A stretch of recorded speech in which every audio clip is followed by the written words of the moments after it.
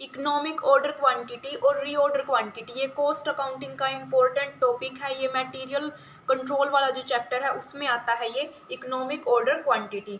तो कई बार हम क्या करते हैं, अगर नॉर्मली देखें, डिस्काउंट का बेनिफिट लेने के लिए या फिर अपनी कॉस्ट को कम करने के लिए कई बार हम बहुत सारी आइटम्स ऐसी होती हैं जिनका बल्क में ऑर्डर दे देते हैं, उन्हें एक साथ खरीद लेते हैं। इससे हमारी कॉस्ट क्या हो जाती है, रिड्यूस हो जाती है।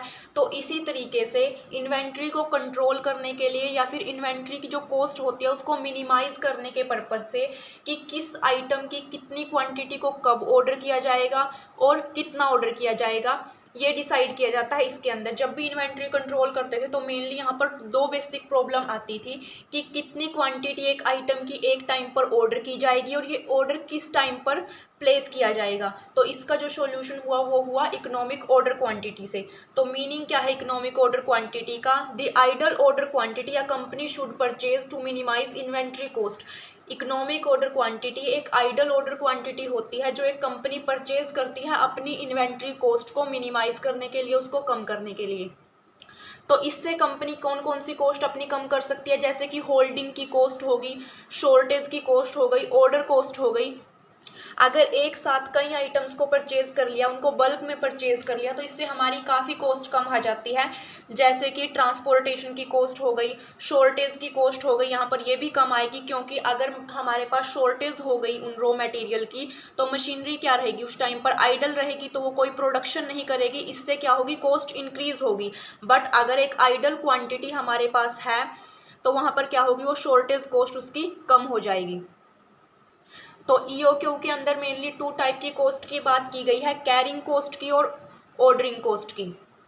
कैरिंग कॉस्ट क्या होती है कि इन्वेंट्री को कैरी करने की कॉस्ट, उसको स्टोर में होल्ड करने की कॉस्ट, वो होती है कैरिंग कॉस्ट। इसके अंदर इंक्लूड की जाती है storage cost, interest payable on invested fund, cost of handling, उसको हैंडल करने की कॉस्ट, उसके ऑब्सोलेंस की cost, clerical cost, insurance, salary and wages. तो इस टाइप की कॉस्ट को कैरिंग कॉस्ट बोला जाता है। और ऑर्डरिंग कॉस्ट क्या होती है, उसको ऑर्डर करने की कॉस्ट, इसको बाइंग कॉस्ट भी बोला जाता है। It is the cost of placing an order for purchase of material. जो भी मटेरियल को परचेज करते टाइम कॉस्ट आती है तो उसे ऑर्डरिंग कॉस्ट या फिर बाइंग कॉस्ट बोला जाता है। इसके अंदर कॉस्ट इंक्लूड की जाती है कंपैरेटिव इवैल्यूएशन ऑफ कोटेशन। जब भी कोई भी हम परचेज करते हैं, कोई भी आइटम परचेज करते हैं, उससे पहले उसका इवैल्यूएशन किया जाता है। तो इसमें जो कॉस्ट आती है, पेपर वर्क होता है ऑर्डर देते टाइम, इंस्पेक्शन की जाती है, उसकी अकाउंटिंग होती है, पोस्टेज का, ट्रांसपोर्टेशन का और उसको रिसीव करने की जो कॉस्ट होती है, ये सारी कॉस्ट बाइंग कॉस्ट या फिर ऑर्डरिंग कॉस्ट में आती हैं।